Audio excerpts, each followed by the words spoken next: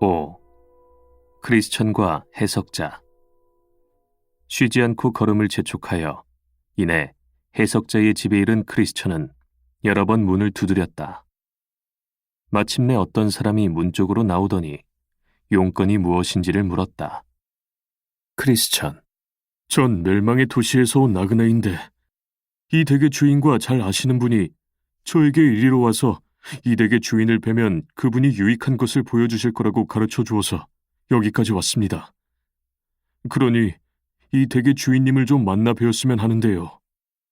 문지기가 주인을 부르러 간 지 얼마 되지 않아 주인이 크리스천에게 다가와서 무슨 용건이 있는지를 물어보았다.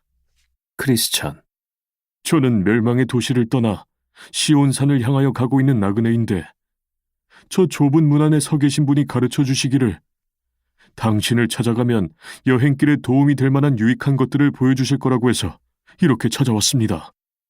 해석자, 어서 들어오십시오. 당신에게 도움이 될 만한 것들을 보여드리지요. 그는 하인에게 촛불을 켜라고 명령하면서 크리스천더러 따라오라고 말했다. 어떤 비밀스러운 방에 이르자 그는 하인에게 문을 열라고 말했다. 문이 열린 순간 크리스천은 아주 점잖게 보이는 초상화가 벽 위에 걸려있는 것을 보았다.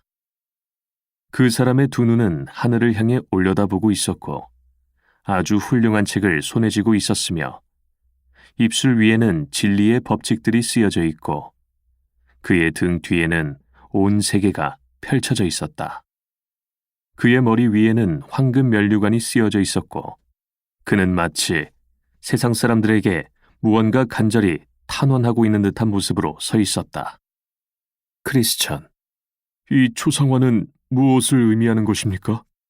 해석자, 초상화의 주인공은 천에 하나 있을까 말까한 귀한 분의 초상화인데 이분은 자녀를 낳을 수 있고 해산의 고통을 알고 있으며 낳은 자녀를 스스로 기를 수 있는 분입니다. 당신이 지금 보시는 바와 같이 그의 눈은 하늘에 올려다보고 있고 가장 좋은 책을 손에 들었으며 입술 위에는 진리의 법칙들이 쓰여져 있습니다. 이것들은 그가 하는 일은 세상의 어두운 면을 아는 것이며 그것들을 죄인들에게 알리는 것임을 의미합니다. 또한 보시는 바와 같이 그는 사람들에게 무엇인가 탄원하는 듯한 표정으로 서 있고 그의 배경에는 전 세계가 그려져 있으며 머리 위에 황금 면류관을 쓰고 있는데 이는 주님께 바치는 봉사를 사랑하기 때문에 세상에 속한 헛된 것들을 경시하고 무시해버리고자 애쓰는 사람은 이 세상에서 내세로 갈 때 이런 노력에 대한 보상으로 틀림없이 영광의 면류관을 얻게 될 것임을 보여주기 위한 것입니다. 해석자는 계속해서 말했다. 제가 이 그림을 맨 먼저 당신에게 보여드린 이유는 이 초상화의 주인공만이 당신이 가고자 하는 곳의 주인인 하나님이 허락한 유일한 인도자이기 때문입니다. 그는 당신이 도중에서 만날 모든 환난 가운데서 당신을 인도하실 것입니다. 그러니 제가 당신께 보여드린 것을 주의 깊게 보시고 잘 기억해 두셔야 합니다. 앞으로 당신을 바른 길로 인도하는 것처럼 사칭하고 당신 앞에 나타나 결국은 사망의 길로 이끌어 가려는 사람들이 많을 터인데 이는 당신이 그들의 게임에 넘어가지 않기 위해서입니다.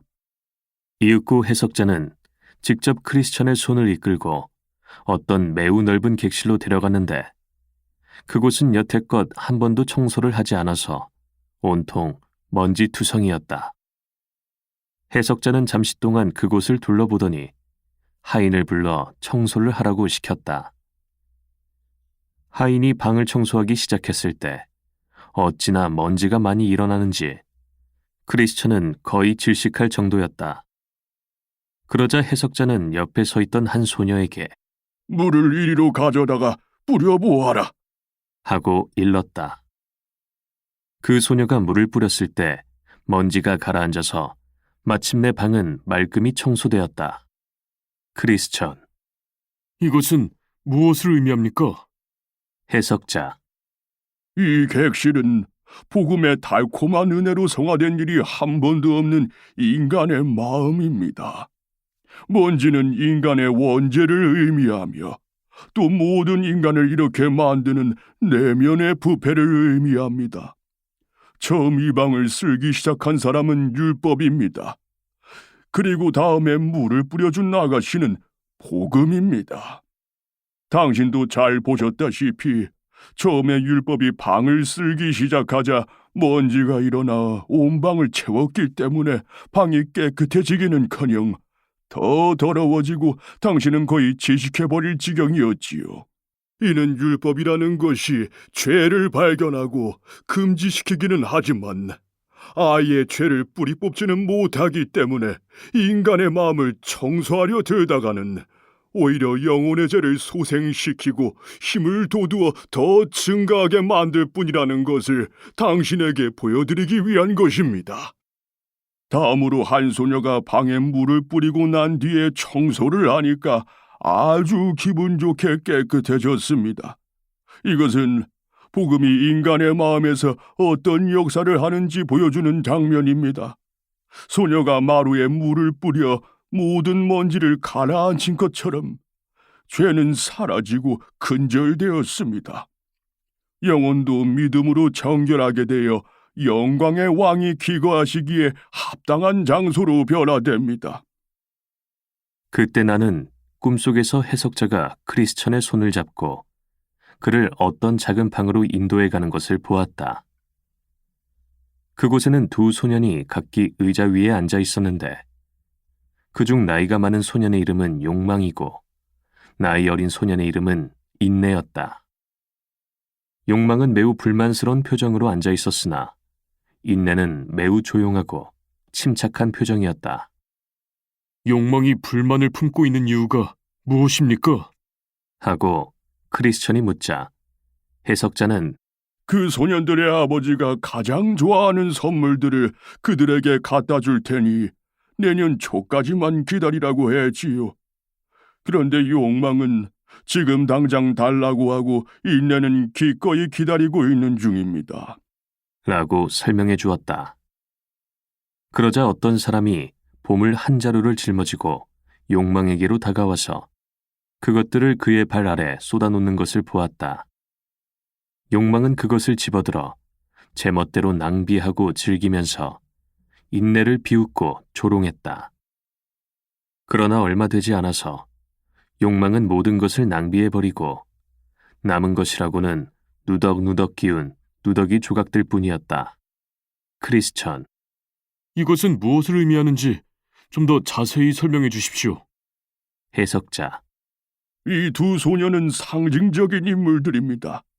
욕망은 현세의 인간들을 상징하고 인내는 내세의 인간들을 상징하고 있습니다.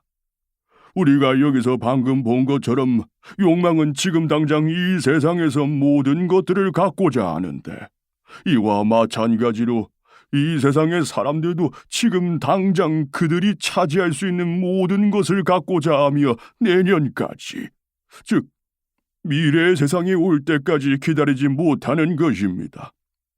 손에 잡은 한 마리의 새가 숲에 있는 두 마리의 새보다 낫다는 속담이 장차 다가올 세상의 복락에 대한 하나님의 증언보다 그들에게는 더 믿을 만한 가치가 있다고 여겨지는 것입니다.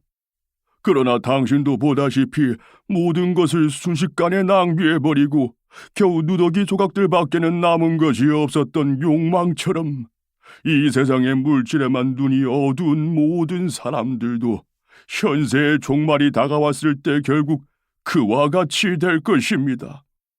크리스천. 여러 가지 이유로 인내가 가장 훌륭한 지혜를 가지고 있다는 것을 나는 지금 깨달았습니다. 첫째로 가장 좋은 것을 얻기 위해서 기다릴 줄 아는 태도가 지혜로우며, 둘째로 욕망이 누더기 밖에는 남은 게 없게 되었을 때 그는 자신의 영광을 차지하게 될 것이니까요. 해석자. 아니, 또 하나의 이유가 더 있습니다. 즉, 다가올 세상의 영광은 영원 불멸의 것이지만 현세의 허황한 영광들은 순식간에 사라져버리기 때문입니다. 그러므로 욕망이 이 세상에서 좋은 것들을 먼저 가져갔다고 해서 인내를 비웃을 이유가 없으며, 오히려 나중에 좋은 것들을 차지하게 되는 인내가 욕망을 비웃어야 할 것입니다. 왜냐하면 처음에 좋은 것을 차지하는 사람은 결국 나중에 올 사람에게 자리를 남겨주어야만 하지만, 나중에 차지할 사람은 다가올 좋은 것들에 대한 희망이 있고, 마침내 차지하게 되었을 때는 뒤에 올 사람이 없으므로 아무에게도 넘겨줄 필요가 없기 때문입니다. 게다가 처음에 자기 몫을 차지하는 사람은 그것을 소비할 시간이 많아서 결국 남는 게 하나도 없게 되지만, 나중에 차지하는 사람은 영원히 그것을 보존하게 될 것입니다. 그러므로 예수께서 어느 부자에게 하신 말씀이 있지요. 너는 살았을 때 좋은 것을 받았고 나사로는 고난을 받았으니 이제 그는 여기서 위로를 받고 너는 괴로움을 받느니라. 크리스천.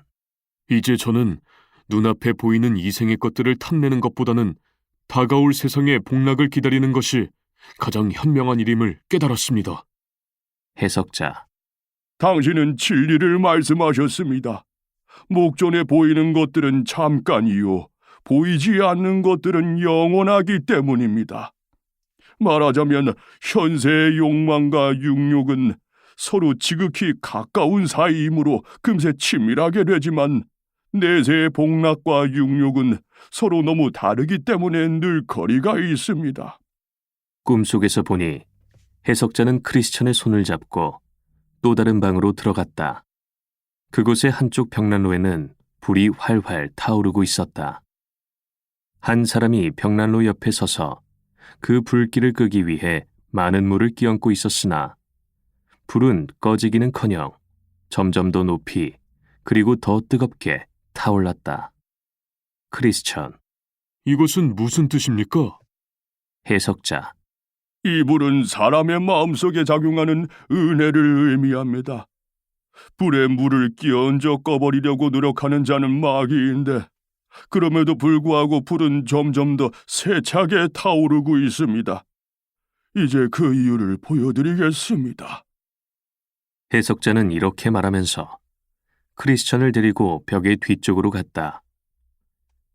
거기에서는 한 사람이 손에 기름통을 들고 몰래, 그러나 끊임없이 불 위에 기름을 끼얹어 주고 있었다.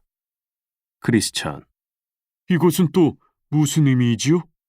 해석자. 이분은 바로 그리스도이십니다. 인간의 마음속에 이미 넣어준 은혜를 보존하기 위하여 끊임없이 은혜의 기름을 부어주고 계신 것입니다.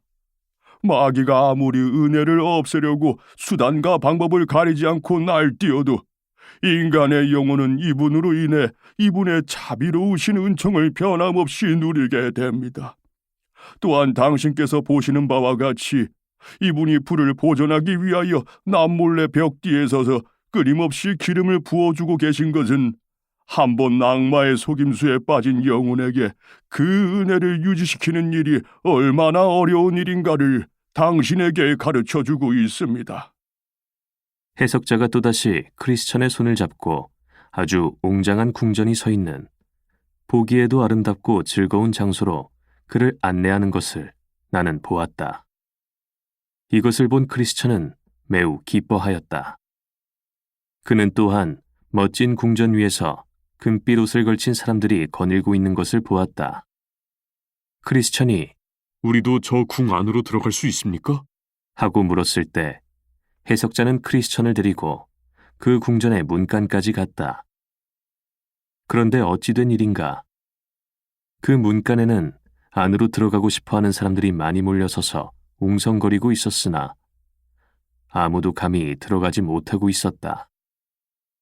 그 문에서 과히 멀지 않은 곳에 책상 하나가 놓여 있고 그 앞에는 한 남자가 앉아 있었는데 책 한 권과 잉크병을 놓고 문 안으로 들어가려는 사람들의 이름을 적으려 하고 있었다.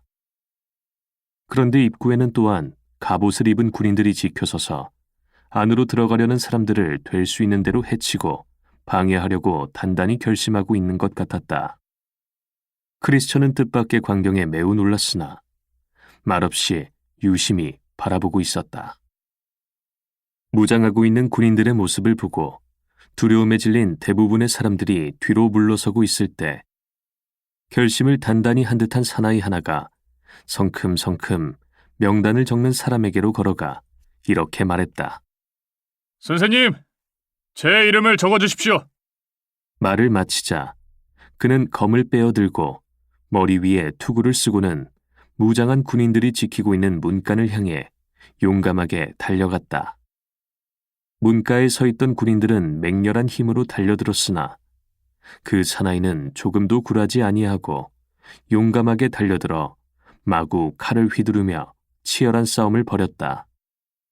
얼마 후 그 사나이와 그를 밀어내려는 병사들 모두 많은 상처를 입게 되었다. 하지만 그 사나이는 계속 길을 트며 앞으로 나아갔다.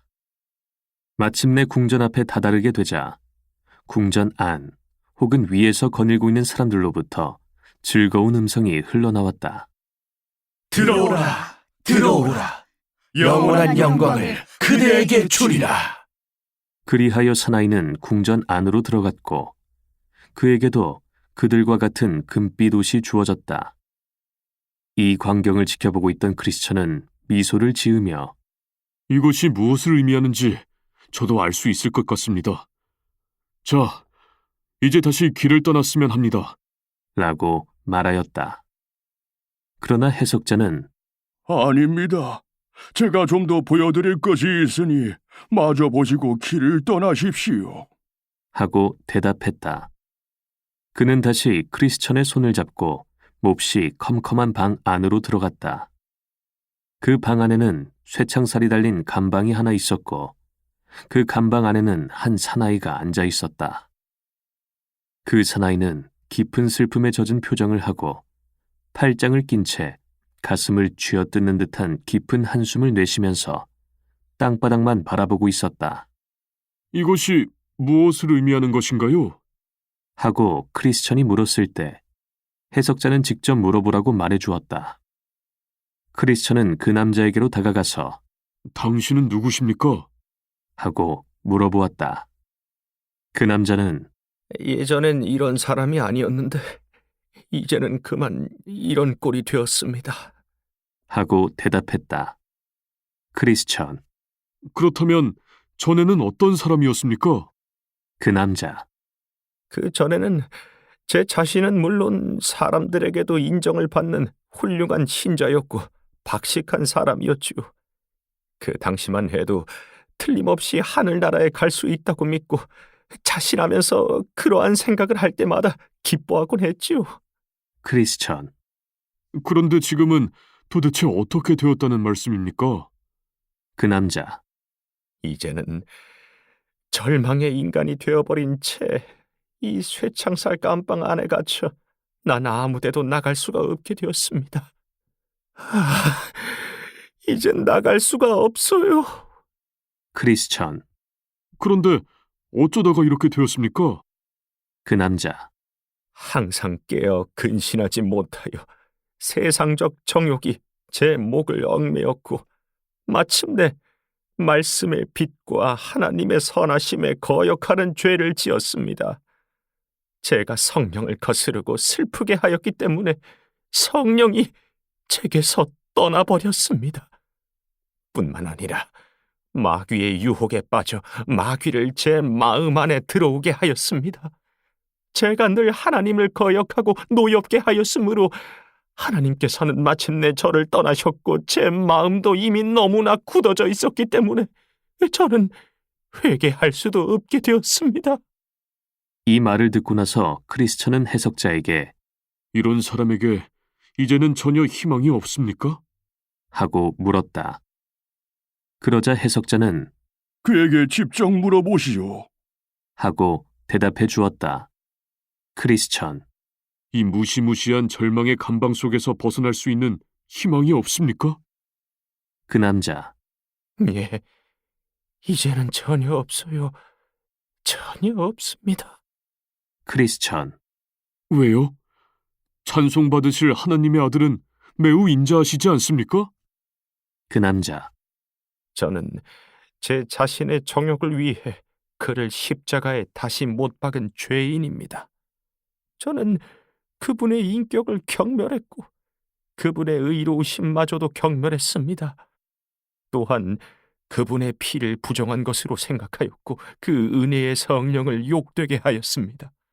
그리하여 마침내 저는 모든 언약으로부터 스스로 마음을 닫아버림으로써 결국 모든 은총을 잃고 버림받게 되었습니다. 지금 제게 남아있는 것은 맹수가 저를 집어삼킬 듯한 위협, 확실한 심판과 원수로서 저를 태워 죽일 듯한 가혹한 분노의 위협과 두려움만이 있을 뿐입니다. 크리스천. 도대체 어떤 일로 인해서 이런 비참한 지경에 이르게 되었습니까? 그 남자. 이 세상의 정욕과 쾌락과 헛된 부귀영화 때문이었습니다. 이런 것들을 향유하면 많은 즐거움과 행복을 얻게 되리라고 그때는 믿고 있었지요. 그러나 이제는 그 모든 것들이 무시무시한 독충들이 되어 저를 물어뜯고 삼켜버리려 하고 있습니다. 크리스천. 그렇지만 지금이라도 회개하면 돌이킬 수 있지 않을까요? 그 남자. 하나님께서는 이제 저의 회개를 받아들이지 아니하시며 그의 말씀은 더 이상 저에게 믿을 수 있는 용기를 주지 않습니다. 그렇습니다. 하나님께서 직접 저를 이 철의 감방 안에 가두셨으니 세상의 어느 누구도 저를 쇠창살 밖으로 내보낼 수가 없지요. 아, 영원한 고통! 영원토록 내게서 떠나지 아니할 이 무시무시한 고통들을 내가 어떻게 견뎌낼 수 있을지. 해석자.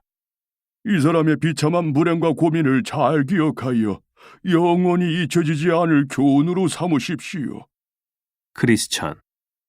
글쎄, 이건 너무나 무서운 일이군요. 제가 이 사람처럼 세속적 유혹에 넘어가 비참한 불행에 빠지지 않도록 늘 깨어 기도할 수 있게 하나님께서 도와주시기를. 자, 선생님, 이제 제 갈 길로 떠나야 할 때가 되지 않았습니까? 해석자. 잠깐만요. 당신께 한 가지만 더 보여드릴 게 있으니 보고서 가던 길을 떠나십시오. 그리하여 그는 다시 크리스천의 손을 잡고 어떤 방으로 들어갔다. 그 방에는 마침 한 사람이 잠자리에서 일어나 옷을 갈아입고 있었는데 그는 손발을 부들부들 떨면서 두려움에 잠겨 있었다. 이것을 본 크리스천이 이 사람은 왜 떨고 있습니까? 하고 물었다. 해석자는 그 떨고 있는 사람에게 직접 이유를 크리스천에게 설명해 주라고 말하였다. 떨고 있던 사람은 입을 열어 다음과 같이 말하기 시작했다.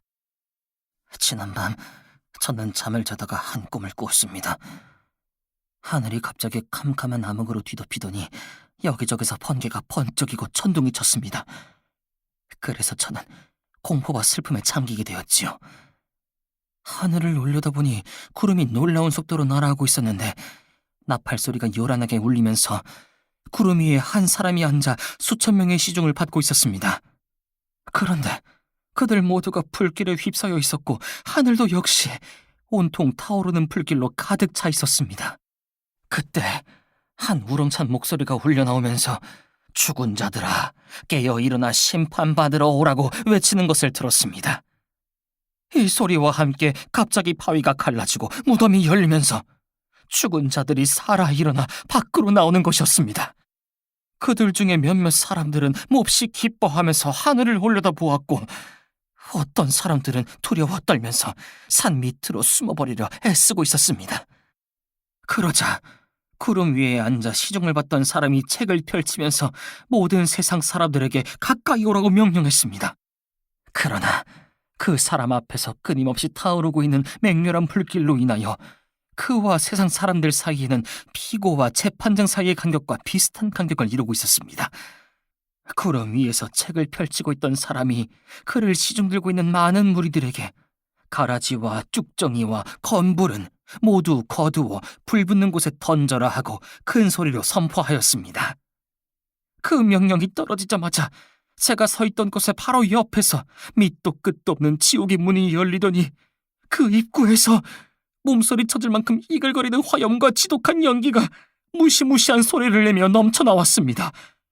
구름 위에 있던 사람이 곡식은 모아 내 곳간에 넣으라 하고 다시 시종들에게 명령했을 때 많은 사람들이 구름 위로 들어올려져서 어디론가 인도되는 것을 보았지만 저는 그대로 뒤에 남아 있었습니다. 저도 부끄러운 마음으로 몸을 숨기려 하였으나 구름 위에 앉아 계신 그분이 저를 줄곧 내려다보고 있었으므로 어찌할 수가 없었습니다. 제가 저지른 모든 죄악들이 어지럽게 머리에 떠오르고 양심이 여기저기서 저를 공격하기 시작하자 저는 잠에서 깨어났습니다. 크리스천. 그러한 광경을 바라보면서 당신은 무엇 때문에 그렇게 무서움에 떨었습니까? 그 사람. 무엇 때문이냐고요? 심판의 날이 다가왔다고 생각했을 때 저는 아무런 준비도 되어 있지 않았고 더군다나 가장 무섭고 놀라웠던 것은 천사들이 몇몇 믿음이 훌륭한 자들을 구름 위로 끌어올렸을 때 제가 그냥 뒤에 남아있는 광경이었습니다. 또한 불길을 내뿜는 무시무시한 지옥의 입구가 바로 제 옆에 놓여 있었습니다.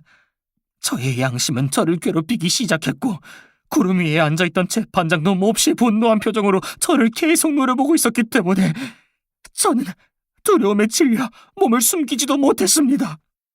그러자 해석자가 당신도 일찍이 이런 모든 것들을 신중하게 생각해 보셨습니까? 하고 크리스천에게 물었다. 크리스천. 예.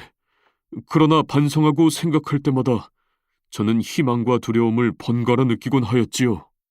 해석자.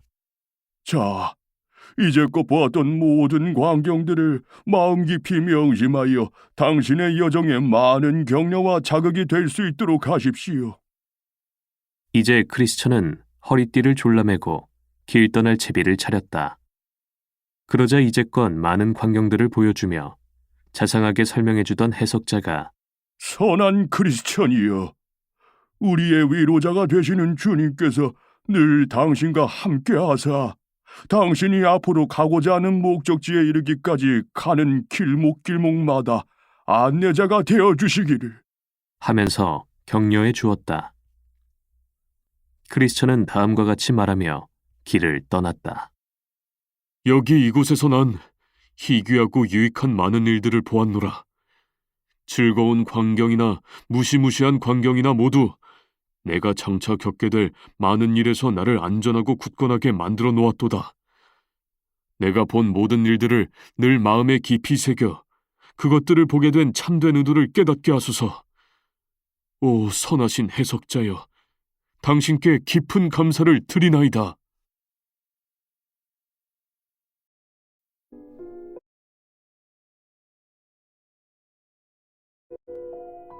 6. 십자가에서 짐을 벗은 크리스천. 그때 나는 꿈속에서 크리스천이 올라가고자 하는 길 양쪽에 높은 울타리가 둘려 있는 것을 보았는데 그 울타리의 이름은 구원이었다.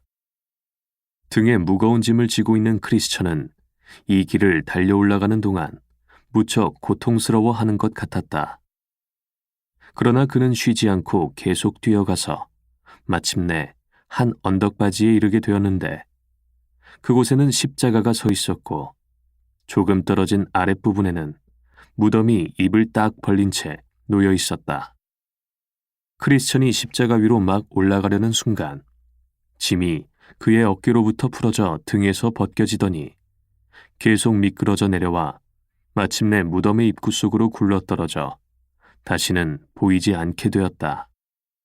이것을 본 크리스천은 무거운 짐을 벗어버린 홀가분함과 즐거움에 넘치는 마음으로 이렇게 말하였다.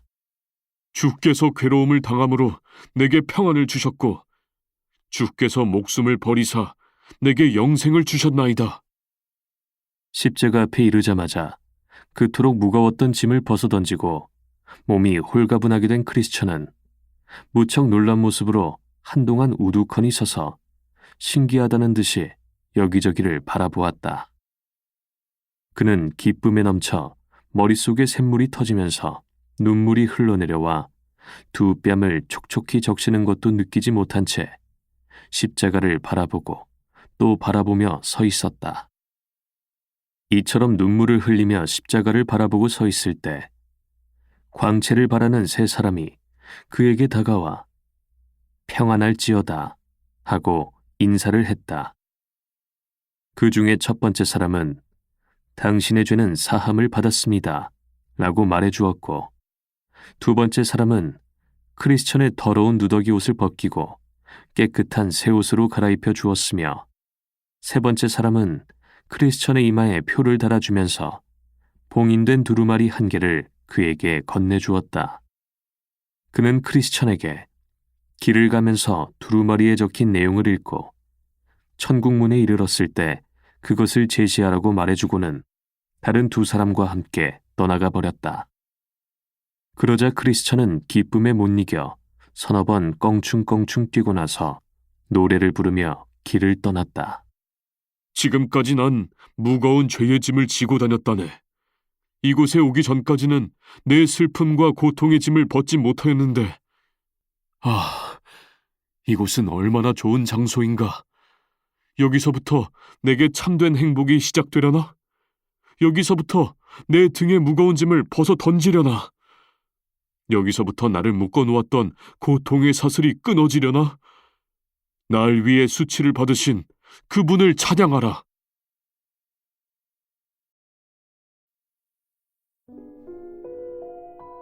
(7) 허레와 위선과의 만남. 꿈속에서 보니 그는 이렇듯 노래를 부르며 계속 걸어가다가 한 언덕 밑에 이르러 3명의 사나이가 발목에 쇠고랑을 찬 채 길에서 조금 떨어진 곳에 누워 잠자고 있는 것을 보았다.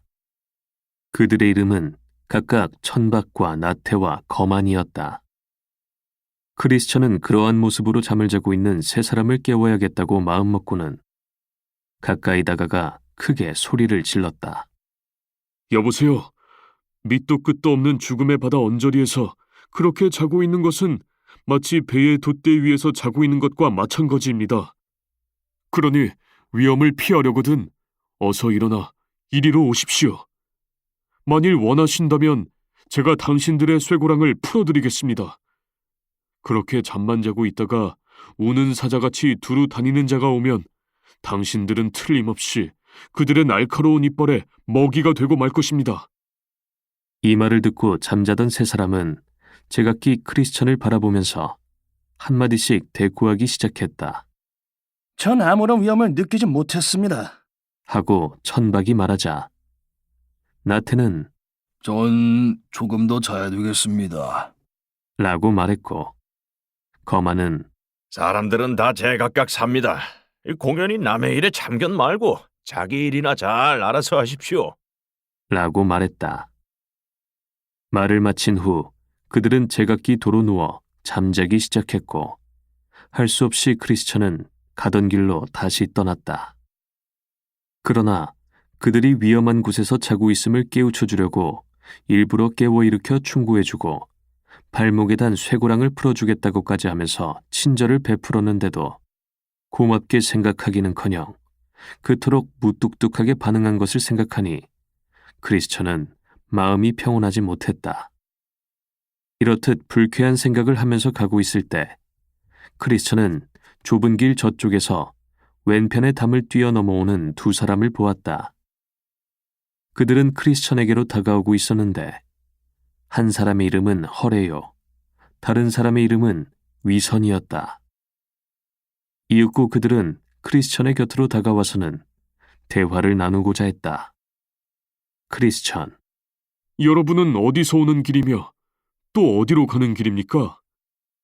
허레와 위선, 우리는 헛된 영광이라는 도시에서 태어난 사람들인데 영예를 찾으려고 시온산으로 가는 길입니다. 크리스천, 이 길 어귀에 문이 하나 서 있는데 왜 그리로 들어오지 않고 담을 넘어오는 겁니까? 문으로 들어오지 않고 다른 데로 넘어가는 자는 절도며 강도라고 성경에 써 있는 것을 모르십니까? 허례와 위선, 우리뿐만 아니라 우리 고장 사람들은 모두 입구에 있는 문을 통해서 시온으로 가는 길은 너무 멀고 힘들다고 생각합니다. 그래서 지름길을 택하려고 우리처럼 담을 넘어오는 것이 예사죠. 크리스천, 그러나 그처럼 불법으로 쉬운 길을 택하는 것은 우리가 지금 찾아가고 있는 하늘나라의 주님께서 밝히신 뜻을 어기고 제멋대로 행한 죄로 간주되지 않을까요? 허례와 위선, 그런 일에 대해서 당신의 공연이 이러쿵저러쿵 할 필요가 없습니다. 우리가 그렇게 한 것은 다만 오랫동안 내려온 관습 때문이며 만일 필요하시다면 1000년 이상 계속되어 온 관습임을 증명해 보일 수도 있습니다. 크리스천, 그렇다면 당신네들의 행동이 법정에서도 관습으로 인정될 수 있을까요? 허례와 위선, 1000년이 넘도록 당연하게 여겨온 관습이니까 공정한 재판관이라면 틀림없이 이것을 합법적인 것으로 인정하리라는 것을 의심치 않습니다. 뿐만 아니라 일단 우리가 이 길로 들어선 이상 우리가 어떤 경로를 밟았든 그것이 무슨 상관이 있습니까? 어디까지나 이 길로 들어선 건 들어선 것입니다. 보니 당신은 입구의 대문을 지나서 이 길로 들어섰고 우리는 담을 뛰어넘어 이 길에 이르렀습니다. 그러나 지금 당신의 상황이 우리보다 더 나을 게 뭐가 있습니까? 크리스천, 저는 하나님의 법에 따라 행하고 있지만 당신들은 마음 내키는 대로 함부로 행동하고 있는 것이 다른 점이지요. 당신들은 이미 이 길의 주인이신 하나님에 의해 도둑으로 규정지어져 있습니다. 그러므로 당신들이 설령 목적지에 도달한다 하더라도 올바른 사람으로 인정받을 수 있을지 의심스럽습니다. 당신들은 하나님의 지시를 따르지 않고 마음대로 이 길에 들어섰기 때문에 목적지에 이르러서도 하나님의 자비를 얻지 못하고 스스로 도망치듯 쫓겨나게 될 것입니다. 말문이 막힌 그들은 크리스천에게 자신의 일이나 신경 쓰라고 쏘아붙였다. 이렇게 하여 나는 그들이 서로 간에 별다른 대화도 없이 제각기 자신의 길을 걷고 있는 것을 꿈속에서 볼 수 있었다. 조금 뒤에 두 사람이 크리스천에게 다음과 같이 말을 걸었다. 허례와 위선, 율법이나 규례에 대해서는 우리도 당신 못지않게 양심적으로 잘 따르고 있으니 그 점에 대해서는 당신이나 우리나 다를 것이 없습니다. 다만 우리가 보기에 당신이 지금 걸치고 있는 겉옷만이 우리 것과 다른 것 같은데 아마도 그것은 당신의 이웃들이 벌거벗고 다니는 당신의 부끄러움을 가려주기 위하여 당신에게 준 옷 같습니다. 크리스천, 올바른 문으로 들어오지 않았기에 당신들은 율법과 규례에 의하여 구원받을 수 없습니다. 제가 걸치고 있는 이 겉옷은 우리가 지금 가고 있는 천국의 주님께서 당신들이 말한 대로 제 벗은 몸을 가려주시기 위해 제게 주신 것입니다. 전에는 누더기밖에 입어본 적이 없는 저에게 이렇게 좋은 옷을 주신 것은 하나님께서 보여주신 사랑의 증거라고 여기고 있습니다. 더구나 천국 문 앞에 다다랐을 때 그곳의 주인 되시는 하나님께서 제 겉옷을 보시고 저를 영원히 기억해 주시리라는 생각은 이 길을 가는 저에게 큰 위로가 됩니다. 그 겉옷은 하나님께서 제 누더기를 벗기시던 날 저에게 아낌없이 주셨던 것이지요. 그뿐 아니라 당신들이 아마 부주의해서 알아차리지 못했을는지 모르지만 제 이마에는 표지가 찍혀 있는데 그것은 제 등에 지워졌던 무거운 짐이 어깨로부터 떨어져 내리던 날 주님과 가장 가까운 분들 중에 한 분이 제게 붙여주신 것입니다.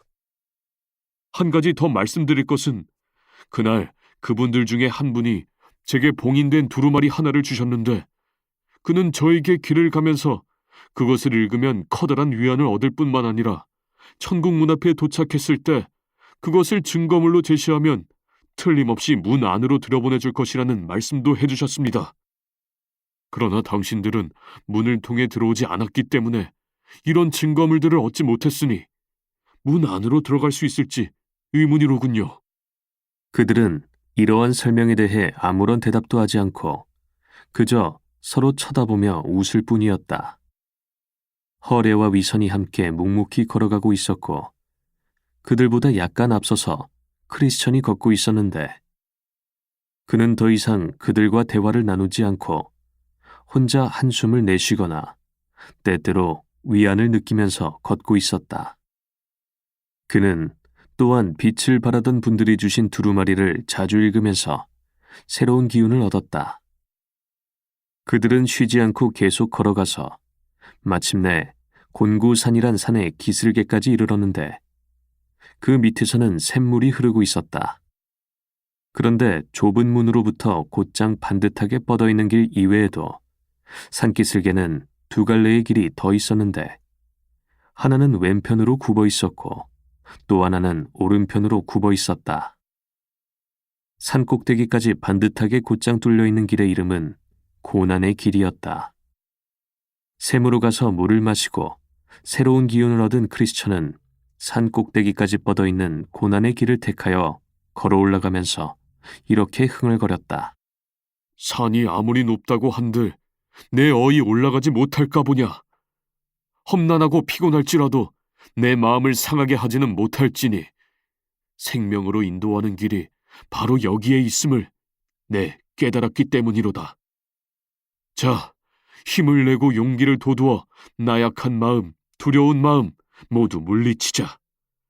가기는 험난하나 평안으로 인도하는 옳은 길을 택함이 더 나으니. 잠시 후에 나머지 두 사람이 산기슭에 도착했다. 그들이 보니 산꼭대기로 곧장 뻗은 길은 너무 험난하고 가파른 데 비해 좌우의 양쪽 길은 평탄했다. 그 길을 택해 돌아서 가더라도 산을 넘어선 크리스천이 택한 길과 다시 만날 수 있으리라 생각하면서 그들은 각각의 길을 택해서 가기로 작정했다. 그런데 두 길의 이름은 각각 위험과 멸망이었다. 위험이라는 길을 택한 사람은 얼마 가지도 못해서 매우 무성한 가시덤불 숲으로 들어가 버렸고, 멸망의 길로 가던 사람은 어두운 골짜기들로 가득 찬 벌판을 이리저리 헤매다가 넘어지더니 결국 다시는 일어나지 못하고 말았다. 그릇된 길로 출발한 사람들이 올바른 결과를 얻을 수 있겠는가? 그들의 안전을 보장해줄 참된 벗들이 있겠는가? 아, 그렇지 못하나니 제멋대로 택해서 길을 떠난 자들은 제 고집 때문에 마침내 멸망함에 이를 것이도다. 가파르고 고든 길로 산을 오르는 크리스천에게 눈을 돌려보니 처음엔 뛰어 올라가던 그가 길이 너무나 험하고 가파른 연고로 더 이상 뛰지 못하고 걸어가기 시작한 것을 보았다. 이윽고 그는 손과 무릎을 땅에 댄 채 간신히 산을 기어오르고 있었다. 산 중턱까지 올라가 보니 아담한 정자가 하나 있었는데 피곤한 여행자들이 잠시 쉬었다 갈 수 있도록 산의 주인이 만들어 놓은 것이었다. 그리로 가서 잠시 쉬기로 마음먹은 크리스천은 정자의 긴 의자 위에 앉아 가슴 안쪽에서 두루마리를 꺼내 읽어보면서 위안을 얻었다. 그는 또한 십자가 밑에 서 있을 때 얻은 겉옷을 만지작거리면서 새로운 힘을 얻기 시작했는데 그만 잠깐 졸다가 깊은 잠에 빠지게 되어 그의 여정은 거의 밤이 될 때까지 지연되었다. 그는 자면서 손에 들고 있던 두루마리도 떨어뜨리고 말았다. 그때 누군가가 그에게 나타나서 그를 깨우며 말했다. 게으른 자여, 개미에게 가서 그가 하는 것을 보고 지혜를 얻으라. 이 소리를 듣고 잠을 깬 크리스천은 벌떡 일어나서 산꼭대기에 이를 때까지 쉬지 않고 빠른 걸음으로 올라갔다. 그가 산꼭대기에 이르렀을 때 저쪽에서 그를 향해 허겁지겁 마주 달려오는 두 사람을 보았다. 그들 중 하나의 이름은 겁쟁이였고 다른 하나의 이름은 불신이었다. 크리스천은 그들에게 말을 걸었다. 크리스천, 선생님들, 반대 방향으로 거슬러 오시니 도대체 무슨 일입니까? 겁쟁이, 우리는 시온성으로 가기 위해서 험난한 산길을 간신히 올라왔습니다. 하지만 저쪽으로 더 나아가면 나아갈수록 점점 더 위험한 것들이 있기 때문에 할 수 없이 다시 되돌아오는 길입니다. 불신, 맞아. 그렇고 말고 바로 우리 앞에 사자 두 마리가 길 가운데 누워 있었는데 그놈들이 잠들었는지 깨어있는지 확실하게 알 수는 없지만 가까이 다가가기만 하면 금방 달려들어 우리 몸을 갈갈이 물어뜯어버릴 것만 같았습니다. 크리스천. 당신들의 말을 들으니 저도 두려운 생각이 드는군요. 그렇지만 어디로 가면 안전할까요? 고향으로 돌아가자니 그곳은 곧 유황불로 타버릴 멸망의 도시로 예정된 곳이니 틀림없이 죽게 될 것입니다. 천국은 틀림없이 안전할 것이니 위험을 무릅쓰고 그곳으로 가야겠습니다. 집으로 돌아가면 단지 죽음만이 남아있지만 계속 천국을 향해 앞으로 나아가면 비록 죽음의 공포는 있지만 영생의 구원이 기다릴 것입니다. 그러니 전 계속 앞으로 나아가겠습니다. 그리하여 불신과 겁쟁이는 산 아래로 다시 되돌아서 뛰어내려갔고 크리스천은 가던 길을 계속 걸었다. 얼마 후 두 사람이 해준 말이 다시 생각난 크리스천은 두루마리를 펼쳐 읽으면 위안을 얻을 수 있으리라 믿고 가슴 안쪽으로 손을 넣어 보았더니 그만 두루마리가 없어진 것을 알게 되었다. 깜짝 놀라 커다란 낙담에 빠진 크리스천은 어찌할 바를 몰라 당황하고 있었다.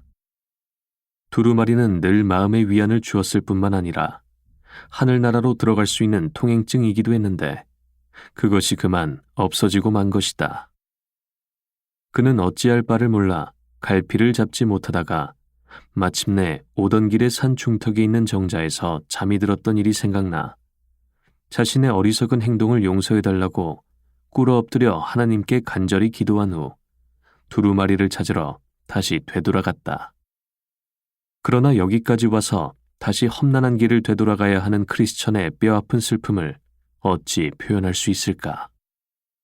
그는 때로는 한숨을 내쉬고 때로는 눈물을 흘리면서 잠시 피로를 풀 수 있도록 만들어진 정자에서 그토록 오래 잠을 자버린 자신의 어리석음을 거듭 자책했다. 이렇게 해서 그는 여행 중에 그토록 여러 번 읽기만 하면 위안을 얻을 수 있었던 두루마리를 찾기 위해 되돌아가면서 혹시 두루마리가 길가에 떨어져 있지는 않을까 하고 길의 이쪽 저쪽을 유심히 살피며 조심스럽게 걸어가고 있었다. 마침내 자신이 아까 쉬다가 잠들어 버렸던 정자가 다시 눈에 띄었다. 그는 자신의 어리석은 행동이 다시 기억나 더욱더 큰 슬픔에 사로잡히게 되었다. 그는 탄식하며 말했다. 대낮에 정자에 앉아 잠을 자다니 나는 얼마나 어리석은 인간인가. 더구나 위험과 곤경의 한가운데서 낮잠을 자다니. 순례자들에게 정신적인 위안을 주기 위해 하나님이 세워놓으신 정자에서 나만의 육체적인 안락을 얻기 위해 잠을 자다니. 오호라, 나는 곤고한 사람이니 얼마나 많은 발걸음을 헛되이 다녔는가. 하기야 이스라엘 백성들도 자신들의 범죄 때문에 광야에서 고생하며 홍해의 바닷길로 되돌아가지 않을 수 없었지만 나 역시도 그 죄스러운 잠만 아니었던들 기쁜 마음으로 걸었을 길을 이토록 슬픔에 잠겨 걸어가야만 하다니. 이렇게 되돌아오지 않고 그냥 곧장 걸어갔더라면 지금쯤 얼마나 많이 나아갔을 것인가. 한 번만 걸어도 될 길을 3번이나 걸어야 하게 되었으니 벌써 날은 저물어 밤이 가까이 다가오는구나. 아, 그때 잠만 자지 않았던들.